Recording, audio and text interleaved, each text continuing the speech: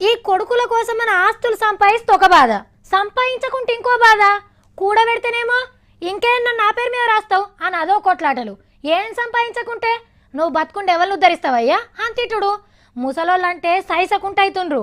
ఇవాళ జోరుగా ఎగురుతున్నోళ్ళే రేపు పొద్దుగాల ముసలోళ్ళం అవుతాం, మా పరిస్థితి కూడా ఇట్లనే అవుతుందేమో అని ఆలోచన ఉండద్దా? ఏం మనసులో ఏమో. అమ్మ నాయనలు దేవుళ్ళతో సమానం అంటారు. మరి దేవుళ్ళని ఇంట్లో జాగ్రత్తగా పెట్టుకొని చూసుకుంటారు, అదే కన్నులనైతే కంటికే కానరు.